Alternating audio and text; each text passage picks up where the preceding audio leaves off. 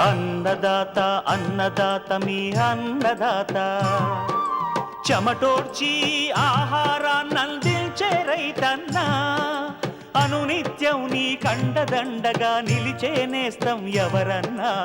అన్నదాత అన్నదాత మీ అన్నదాత.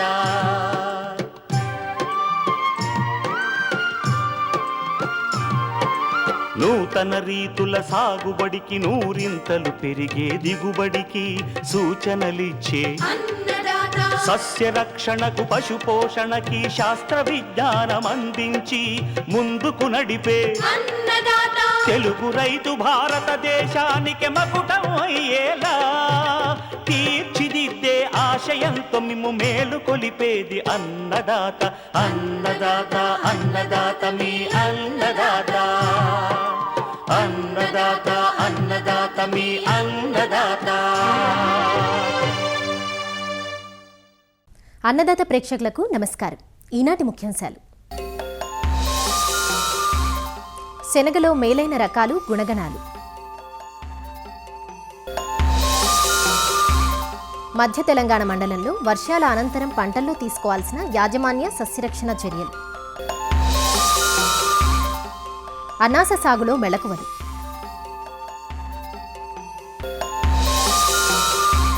ఇంకా జై కిసాన్ వ్యవసాయ సమాచారం.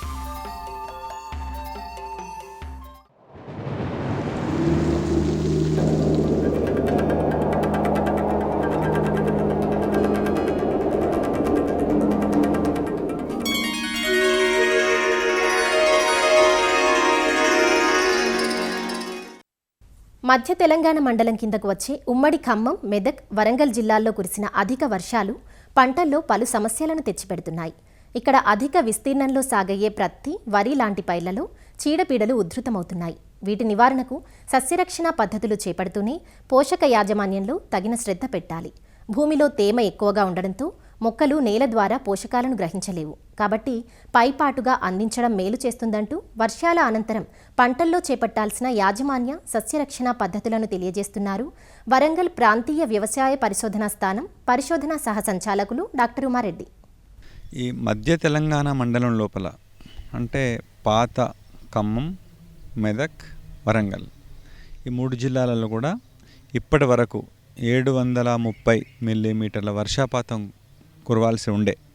దానికి బదులు దాదాపు 1025 మిల్లీమీటర్ల వర్షపాతం కురిసింది. అంటే సుమారుగా 40% మేరకు అదనంగా వర్షం కురవడం జరిగింది. మధ్య తెలంగాణ మండలంలో ప్రధానంగా ఇటు భద్రాద్రి కొత్తగూడెం, ఖమ్మం, మహబూబాబాద్ ఈ 3 జిల్లాల్లో కూడా 1-2 రోజుల్లోనే సుమారు 45 సెంటీమీటర్ల వర్షపాతం కురవడం జరిగింది.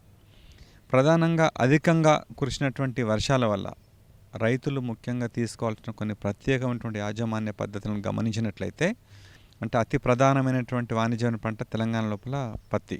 చాలా వరకు పత్తి కాత పూత దశలో ఉంది. ఈ మధ్యకాలంలో కురిసినటువంటి వర్షాల వల్ల నేలలన్నీ కూడా బాగా పదునుగా ఉండడం, ముఖ్యంగా ఇంకా నీళ్లు చాలా ప్రాంతం లోపల ఇంకా ఆరిపోకుండా ఉండడం ఇవి ప్రత్యక్షంగా మనం గమనించాం. ఇలాంటి పరిస్థితులలో అంటే చాలా పూత రాలిపోతుందని, కాత రాలిపోతుందని, ఆకులన్నీ పండు బారిపోతున్నాయని, చెట్లు ఎండిపోతున్నాయని ఇట్లాంటి సందర్భంలో రైతులు ఆందోళన చెందుతూ ఎరువులు అంటే యూరియా, డిఏపి, పొటాష్ ఇట్లాంటి వాటిని వేస్తూ ఉన్నారు.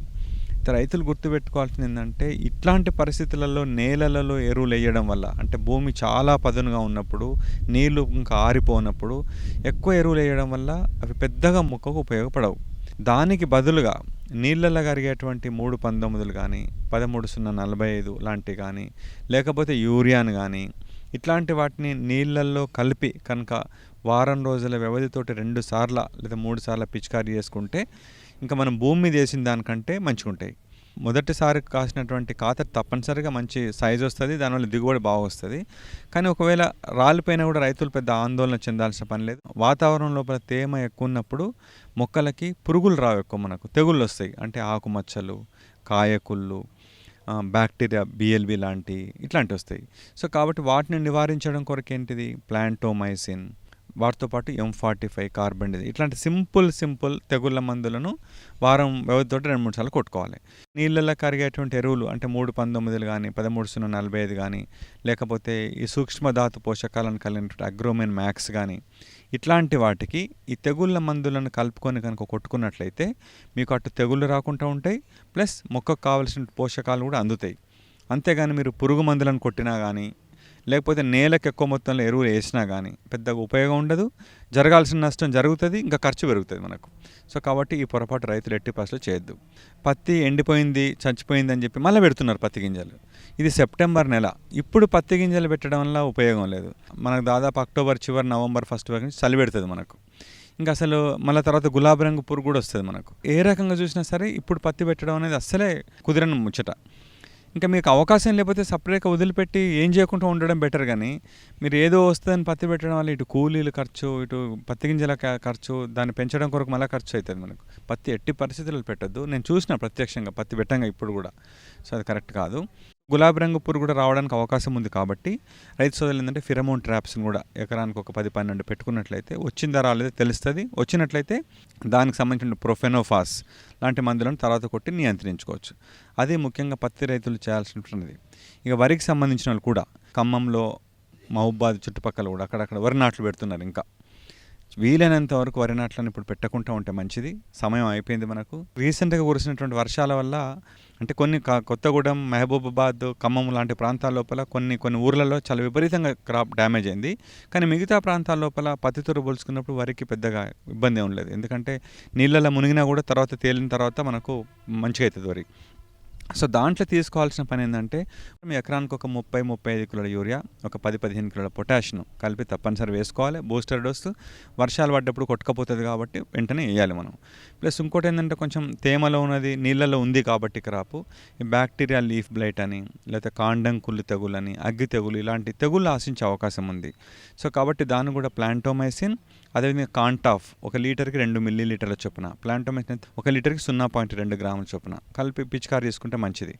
ఎక్కడైతే పత్తి కంప్లీట్ పోయిన కాడ, వేరే క్రాప్ అయినా సరే పోయిన కాడ ఇప్పుడు వేరే క్రాప్స్ ఏం వేసుకోవాలంటే ఉన్న క్రాప్లలో బెస్ట్ క్రాప్స్ ఏంటంటే అపరాలు, ముఖ్యంగా మినుము లాంటి పంటలను వేసుకుంటే మనకు తక్కువ రోజులలో అంటే 80 రోజుల్లో వస్తుంది మన క్రాపు.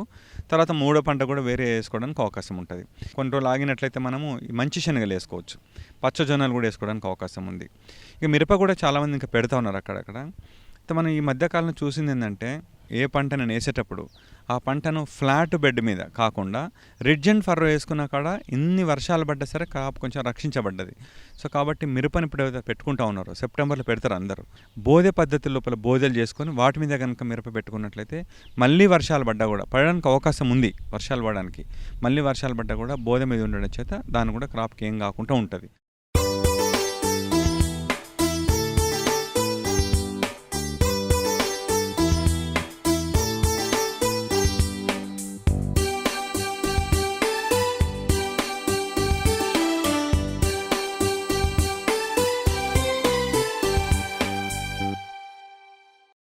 వర్షాలు, వరదలతో తెలుగు రాష్ట్రాల్లోని చాలా ప్రాంతాల్లోని అనేక పంటలు నీట మునిగాయి.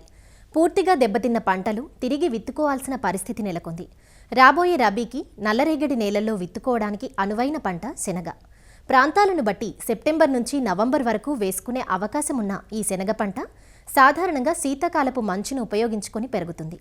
రాబోయే పంట కాలానికి శనగలో అందుబాటులో ఉన్న రకాలు, వాటి గుణగుణాలను తెలియజేస్తున్నారు ఆచార్య ఎన్జీ రంగా వ్యవసాయ విశ్వవిద్యాలయం, నంద్యాల ప్రాంతీయ వ్యవసాయ పరిశోధనా స్థానం శాస్త్రవేత్త డాక్టర్ నీలిమ.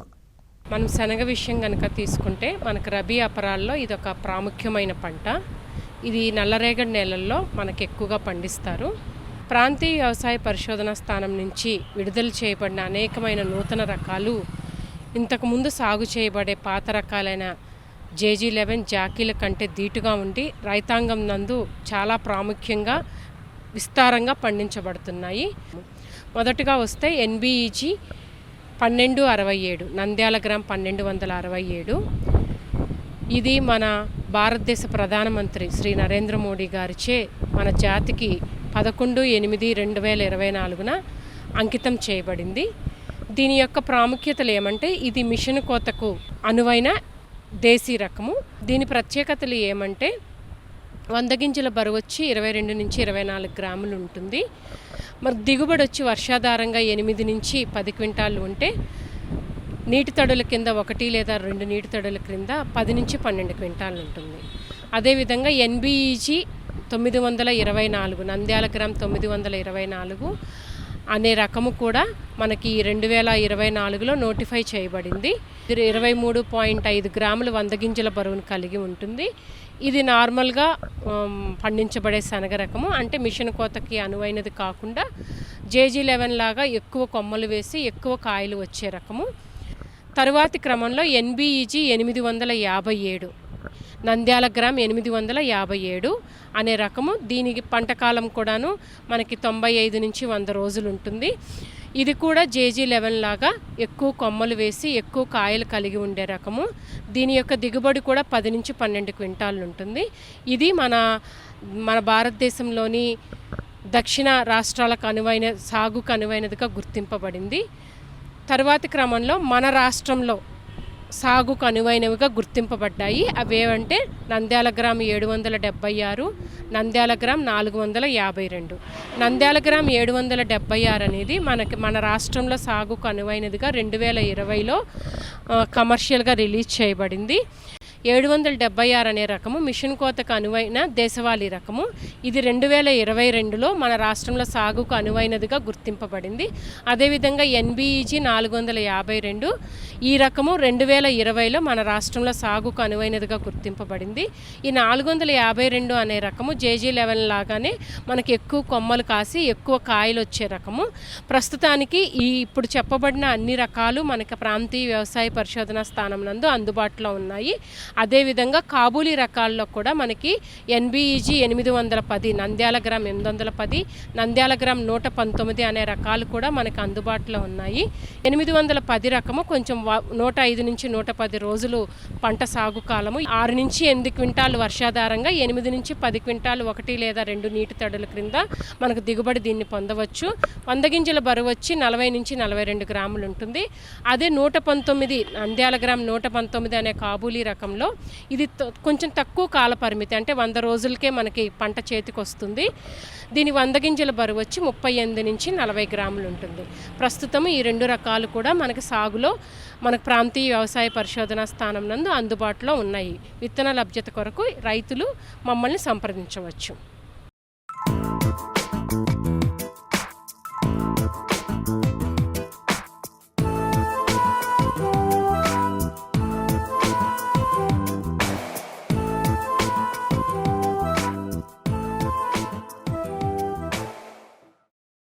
ఆంధ్రప్రదేశ్లో ఉత్తర కోస్తాలోని ఏజెన్సీ ప్రాంతాల్లో సాగు చేయబడుతున్న పండు అనాస. అనాసలో ఉండే బ్రోమిలిన్ అనే ఎంజైమ్ బరువు తగ్గించడంలోనూ జీర్ణక్రియ సక్రమంగా జరగడంలోనూ తోడ్పడుతుంది. అంతేకాదు ఈ పండులో పలు పోషకాలు మెండుగా ఉన్నాయి. ఈ పంటను కొబ్బరి, జీడి మామిడి, అరటి వంటి పంటల్లో అంతర పంటగా సాగు చేస్తూ రెండిందాల ఆదాయం సాధిస్తున్నారు. ఏజెన్సీలోని వాలు ప్రాంతాల్లో వాలుకు అడ్డంగా అనాసను వేసుకుంటే వర్షానికి మట్టి కొట్టుకుపోకుండా అరికట్టవచ్చు. అధిక దిగుబడికి అనాస సాగులో ఎలాంటి యాజమాన్యం చేపట్టాలో తెలియజేస్తున్నారు ఆచార్య NG రంగా వ్యవసాయ విశ్వవిద్యాలయం, పార్వతీపురం, మన్యం జిల్లా రస్తాకుంటుబాయి కృషి విజ్ఞాన కేంద్రం ఉద్యాన శాస్త్రవేత్త S. శ్రీనివాసరాజు. పైనాపిల్ అనేది సముద్ర మట్టం నుంచి సుమారు 1100 మీటర్ల ఎత్తు వరకు దీన్ని సాగు చేసుకోవచ్చు. ఉష్ణోగ్రతలు 21 నుంచి 26 డిగ్రీ సెల్సియస్ అత్యంత అనుకూలమైనది. 5.5 నుంచి 6.5 pH ఉదజన సూచిక ఉన్న నేలలు అత్యంత అనుకూలమైనది. మరుగునీరు సదుపాయం కలిగిన నేలలు మనకి మిక్కిలి అనుకూలమైన నేలలు. ఎక్కడైతే వర్షపాతం అనేది 150 నుంచి 300 సెంటీమీటర్లు ఉంటుందో ఆ ప్రాంతాలన్నీ కూడా దీనికి అనుకూలమైనది. అయితే మన ఏజెన్సీ ప్రాంతాల్లో ఈ పంటని జీడి మామిడిలో అంతర పంటగా ఎక్కువగా సాగు చేయబడుతుంది. ప్యూర్ క్రాప్గా చేయడం చాలా తక్కువగా మనం చూడడం జరుగుతుంది. దీని రకాలు చూసుకున్నట్టయితే సింహాచలమైన రకము అనేది మన ఆంధ్రప్రదేశ్కి ప్రాచీనమైన రకము. ఈ రకం అనేది కాయలు చిన్నగా ఉండి ఆకులన్నీ ముళ్ళుగా ఉండి మనకి కాయ సైజ్ చిన్నగా ఉండి ఈ కాయలు అనేది పులుపుగా ఉండి మనకి ఈ జ్యూస్కి ఎక్కువగా వాడుతున్నారు. దీన్ని రిప్లేస్ చేయడానికి ఎక్కువగా మారిషస్ అనే రకము కేరళ నుంచి దీన్ని తీసుకురావడం జరుగుతుంది ఆ ప్లేస్లో వేయడానికి. ఈ మారిషస్ రకం ప్రత్యేకత ఏంటంటే తీపి శాతం చూసుకున్నట్టయితే సుమారు 16 నుంచి 18% తీపి ఉంటుంది. మనకి 8% ఆమ్ల శాతం దీంట్లో ఉంటుంది. నాణ్యత బాగుండి ఎక్కువ రోజులు ఎక్కువ డిస్టెన్స్ ట్రాన్స్పోర్ట్ చేయడానికి స్టోరబిలిటీ కూడా బాగుంటుంది. కానీ దీంట్లో ఇంకొక సమస్య ఏంటంటే సింహాచలం లాగే దీనికి కూడా మనకి స్పైన్స్ అనే ఆకుల మీద ముళ్ళు ఉంటుంది. మొత్తం అంతా ఆకంతా కూడా ముళ్ళతో ఉంటుంది. అదేవిధంగా ఈ ముళ్ళు అనేవి మనకి రెడ్ కలర్లో మనకు కనబడుతుంది. ఫ్రూట్ పైన ఉన్న క్రౌన్ మీద కూడా మనకి ముళ్ళు ఎక్కువగా ఉంటుంది. 3 రకాల పద్ధతుల ద్వారా దాన్ని ప్రవర్ధనం చేస్తుంది. వేరు నుంచి వచ్చే కొమ్మలు, కాండం నుంచి వచ్చే కొమ్మలు, అదేవిధంగా పైన ఫ్రూట్ నుంచి వచ్చే కొమ్మల్ని మనం తీసుకుంటాము. దాన్ని పిలకలు అంటాము. ఈ పిలకల్లో చూసుకున్నట్టయితే వేరుతో వచ్చే పిలకలు మనకి పంట కాలం చూసుకుంటే వేసుకున్న తర్వాత 12 నుంచి 14 నెలల్లో మనకి పంట వస్తుంది. కాండం నుంచి వచ్చే పిలకలు అయితే సుమారు మనకి 20 నుంచి 24 నెలల తర్వాత మనకి పంట వస్తుంది. అదే మనకి తల్లి పైనుంచి వచ్చే ఫ్రూట్ పైనుంచి వచ్చే పిలకలు అయితే సుమారు 24 నుంచి 28 నెలల తర్వాత మనకి కాయకు అనేది కోతగా వస్తుంది. ఈ పిలకలు అనేవి మనం ఆరోగ్యమైన తోటల నుంచి పిలకలు సెలెక్ట్ చేసుకోవాలి. అది కూడా వేరు నుంచి వచ్చే పిలకలు లేదా షూట్ నుంచి వచ్చే పిలకలు మాత్రమే మనం ఎక్కువగా సెలెక్ట్ చేసుకోవాలి. అది 8 నుంచి 15 ఆకులు కలిగి ఉండాలి. దాంతోపాటు 1 నుంచి 2 అడుగులు ఎత్తులో ఉన్నట్టయితే ఆరోగ్యవంతమైన పిలకలు తీసుకోవాలి. ఆ పిలకల బరువు వచ్చేసి సుమారు 500 గ్రాములు లేదా 3 నుంచి 500 గ్రాములు ఉన్నట్టయితే అవి అత్యంత అనుకూలమైనవి. ఇలాంటి పిలకలను తీసుకుని నీటి వసతి కలిగి ఉంటుందో రైతులు నీరు ఇవ్వగలుగుతారో అప్పుడు ఏప్రిల్ నుంచి మే నెలలో వేసుకున్నట్టయితే మంచిగా హార్వెస్టింగ్ కానీ అన్నింటినీ కూడా బాగుంటుంది. ఒకవేళ నీటి వసతి లేనప్పుడు రెయిన్ఫెడ్గా వెళ్ళాలనుకుంటే వర్షాలు అయిపోయిన తర్వాత జూన్ జూలై అయిపోయిన తర్వాత ఆగస్ట్ సెప్టెంబర్ మాసం అనేది అత్యంత అనుకూలమైనది. ప్రధాన పంటలు వేసుకున్నట్టయితే మనం ఒక 2 వరుసల పద్ధతిలో వేసుకుంటారు. జంట వరుస పద్ధతి అంటారు. ఈ జంట వరుసల పద్ధతులు ఏంటంటే ఒక వరుసకి ఇంకో వరుసకి 60 సెంటీమీటర్ దూరం ఉంటుంది. ఒకే వరుసలో ఏంటంటే పిలకి మధ్య 45 సెంటీమీటర్ దూరంలో ఉంటుంది. ఈ 2 జంట వరుసలకి ఇంకో జంట వరుసలకు మధ్య 150 సెంటీమీటర్ దూరంలో ఉండడం వల్ల సుమారు ఈ పద్ధతులు చేసినట్టయితే మనకు 6,000 నుంచి అదేవిధంగా 8,000 పిలకలు ఒక ఎకరానికి అవసరం అవుతుంది. అదే అంతర పంట వేసుకున్నట్టయితే ఒక 2,000 నుంచి 3,000 పిలకలు మాత్రం సరిపోతున్నాయి. ఎరువులు యాజమాన్యం చూసుకున్నట్టయితే 150 గ్రాములు నత్రజని, 50 గ్రాములు ఫాస్ఫరస్, ఒక 15 గ్రాములు పొటాష్ ఇచ్చే ఎరువులు మనం ప్రతి చెట్టుకు వచ్చే విధంగా వేసుకున్నట్లయితే దాన్ని 3 దఫలుగా వేసుకోవాలి. ఒకటి ఎప్పుడు వేసుకోవాలంటే 60 రోజుల తర్వాత, 150 రోజుల తర్వాత, అదేవిధంగా 240 రోజుల తర్వాత మనం వేసుకున్నట్లయితే మనకి మంచి సైజుతో మంచి నాణ్యతతో కలిగిన అనాస పళ్ళు అనేవి మనకు రావడం జరుగుతుంది. ఈ నీటి యాజమాన్యం చూసుకున్నట్టయితే నీటి తొలలు చాలా ఎక్కువగా అవసరం లేదు ఈ పంటకి. వేసవిలో ముఖ్యంగా ఏంటంటే 15 నుంచి 20 రోజుల వ్యవధిలో ఒక 4 నుంచి 6 తొలలు ఇచ్చినట్లయితే మనకి చాలా బాగుంటుంది. పూత అనేది చాలా ప్రధానమైన సమస్య. ఎందుకంటే మనం ఈ పిలకల ద్వారా తీసుకున్న ఒక్కొక్క దశ ఒక్కొక్క విధంగా ఉంటుంది. ఏది ఒకేసారి రాదు కాబట్టి డిఫరెంట్ బరువు ఉన్నవి మన పిలకలు తీసుకుంటాం కాబట్టి అంతా ఒకసారి రావాలనుకుంటే ప్లాంట్ గ్రోత్ రెగ్యులేటర్స్ యొక్క పాత్ర అత్యంత కీలకమైనది. నాప్థలిక్ ఎస్టిక్ యాసిడ్ అనే ఆమ్లము 10 నుంచి 20 ppm అనేది ఒక చెట్టుకి దాని యొక్క మువ్వలో వేసినట్టయితే లేదా పిచికారి చేసినట్టయితే మనకి పూత అంతా ఒకేసారి రావడం జరుగుతుంది.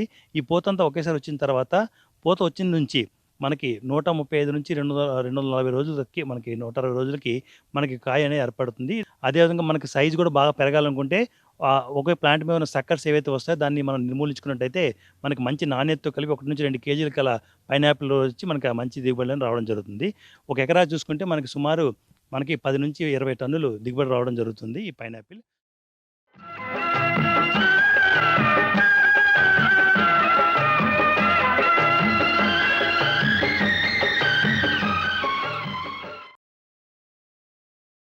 అన్నదాత టోల్ ఫ్రీ నెంబర్ ద్వారా పంటల సాగులో రైతులు లేవనెత్తే సందేహాలకు దృశ్య రూపం మీకోసం.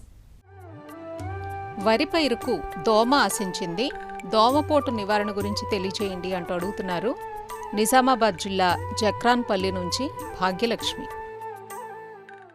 ప్రస్తుతం మనం వానాకాలంలో చూసుకున్నట్లయితే వరి మన తెలంగాణ రాష్ట్రంలో ప్రధానమైన ఆహార పంటగా ఉంది. అందులో కనుక చూసుకున్నట్లయితే పిల్ల దశలో ఉన్నటువంటి సుడిదోమలు అవి మొక్కల మొదల నుంచి రసం పీల్చడం వల్ల మొక్కలు ఎండిపోవడం జరుగుతుంది. ఎక్కడైతే నత్రజని యాజమాన్యంలో అధికంగా ఎరువుల వాడకం ఉంటుందో అలాంటి చోట్ల, తర్వాత మనకి నీటి లభ్యత ఎక్కువగా ఉండే చోట్ల ఈ నీళ్లు ఎక్కువగా నిలగడ్డం అనేది జరుగుతూ ఉంటుంది. కాబట్టి అలాంటి చోట్ల కూడా దోమ ఉధృతి పెరిగే అవకాశం ఉంది. ఈ దోమ యాజమాన్యంలో మనము సమగ్ర సస్యరక్షణ చర్యలు తప్పనిసరిగా పాటించాలి. ముఖ్యంగా కాలిబాటలు తీయడం అనేది తప్పనిసరిగా దోమ ఉధృతిగా ఆశించే ప్రాంతాల్లో ప్రతి 2 మీటర్లకు 30 సెంటీమీటర్ల వెడల్పులో, వానాకాలంలో అయితే తూర్పు పడమర దిశగా, యాసంగిలో అయితే ఉత్తర దక్షిణ దిక్కులుగా మనం చేసుకున్నట్లయితే అటు ఎరువుల యాజమాన్యంలోనూ ఇటు చీడపీడల యాజమాన్యంలో ముఖ్యంగా దోమ మొదల దగ్గర ఉంటుంది కాబట్టి మనము పిచికారీ చేసేటప్పుడు ఈ దోమను నివారించడానికి అవకాశం ఉంది. ముందుగా మనకు దోమ ఉధృతి గమనించిన వెంటనే మనం నీటిని తీసివేసి పొలాన్ని అడపదడప ఆరగట్టుకుంటూ తర్వాత దశలో మనం కనుక యాజమాన్యం చేపట్టినట్లయితే బాగుంటుంది.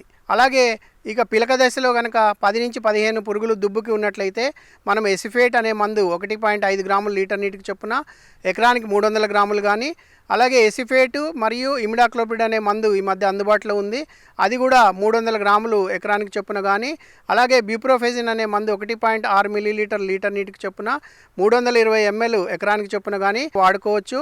కొంచెము ఇప్పుడిప్పుడే ఉధృతి పెరుగుతున్న చోట్ల కూడా ట్రైఫ్లూమెజాపైరిమ్ అనే మందు మనము 88 మిల్లీలీటర్లు ఎకరానికి చొప్పున వాడుకున్నట్లయితే కూడా ఈ దోమ ఉధృతిని నివారించుకునే అవకాశం ఉంది. అలాగే మనకు బాగా ఉధృతి ఎక్కువ అవుతుంది అన్నప్పుడు పైమెట్రోజైన్ అనే మందు, ఇది మనకు దాదాపుగా 0.6 గ్రాములు లీటర్ నీటికి చొప్పున ఎకరానికి 120 గ్రాములు కానీ, డైనోటెఫిరాన్ అనే మందు 0.4 గ్రాములు లీటర్ నీటికి చొప్పున ఎకరానికి 80 గ్రాములు కానీ, అదేవిధంగా ఇమిడాక్లోపిడ్ ప్లస్ ఎథిప్రోల్ అనే మందు మనకు 50 మిల్లీలీటర్లు ఎకరానికి చొప్పున కానీ మనం పిచికారీ చేసుకున్నట్లయితే ఈ సమర్థవంతంగా ఈ సుడిదోమను నివారించుకునే అవకాశం ఉంది. ఈ పురుగు మందులు ఏదైతే సిఫార్సు చేస్తున్నామో ఆయా ప్రాంతాలకు అనువుగా చూసుకొని మందుని మార్చి పిచికారీ చేసుకోవాలి. అయితే మనకు తైవాన్ స్ప్రేయర్ కానీ పవర్ స్ప్రేయర్ కానీ వాడిన రైతులు మొక్క మొదలు పడే విధంగా మనం పిచికారీ చేసుకోవాల్సి ఉంటుంది. అలాగే ఈ మధ్య డ్రోన్లు కూడా మనకు అందుబాటులో వచ్చినాయి కాబట్టి డ్రోన్లతో కూడా సుమారు 16 నుంచి 20 లీటర్ల ఎకరానికి నీటి మోతాదుతో కనుక మనం పెట్టుకొని ఈ మందుల్ని ఎకరానికి సూచించిన మోతాదులో మందుని కనుక వాడుకున్నట్లయితే ఈ సుడిదోమను సమర్థవంతంగా నివారించుకునే అవకాశం ఉంది.